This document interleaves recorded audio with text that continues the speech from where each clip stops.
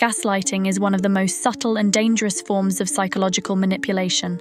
It can leave you doubting everything you thought you knew. But what exactly is it, and why is it so effective? More importantly, how can you protect yourself from falling into its trap? Gaslighting is not just lying, it's a deliberate attempt to distort your sense of reality. Picture this. You remember someone promising something, but when you bring it up, they say, "That's not what I said," or "You're imagining things."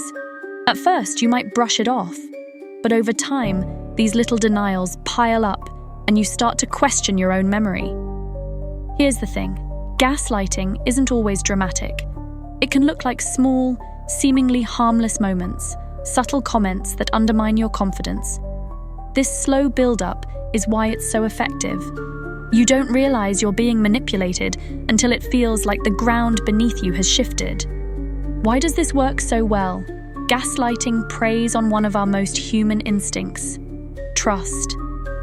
Humans are wired to believe the people around them, especially those they're close to. Gaslighters exploit this trust to create confusion and dependency. Here's something you might not know. Gaslighting often starts with a lot of charm.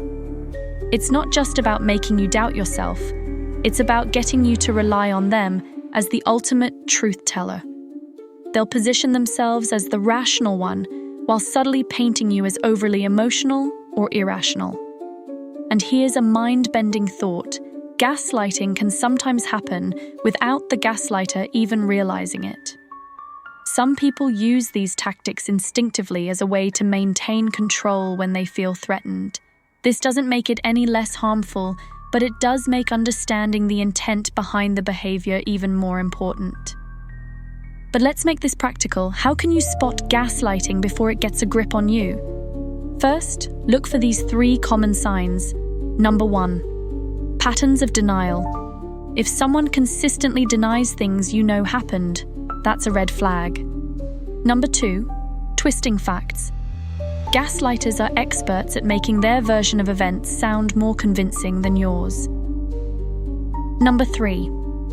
Emotional manipulation. They may frame your concerns as overreactions to make you feel unreasonable. Bonus clue: watch for sudden shifts in how you feel about yourself. If you find your confidence shrinking or you're second-guessing decisions you used to make easily, you might be experiencing gaslighting. And here's a pro tip: gaslighters often isolate you. They subtly discourage you from seeking outside opinions, saying things like, "No one else understands us," or "They're just jealous of what we have."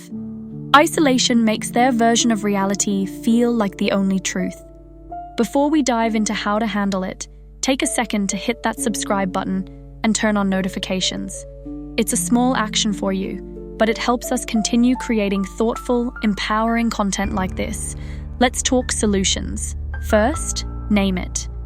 Recognizing gaslighting for what it is takes away its invisible power.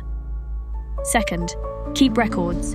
Write down conversations or agreements to stay grounded in your reality and have a clear reference point. Third, seek outside perspectives.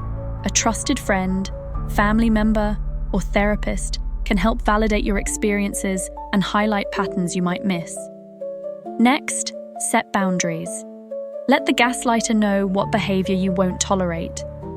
For example, "I won't continue this conversation if my feelings are dismissed." Finally, trust yourself. Journaling or self-affirmation can rebuild confidence in your judgment. And if the gaslighting persists or feels toxic, walking away is not a failure, it's self-preservation. Removing yourself from the situation can be the healthiest way to protect your mental and emotional well-being. By using these tools, you can disrupt the gaslighter's control and take back your sense of self. Awareness and action are your strongest defenses. Thanks for watching, and I'll see you in the next video.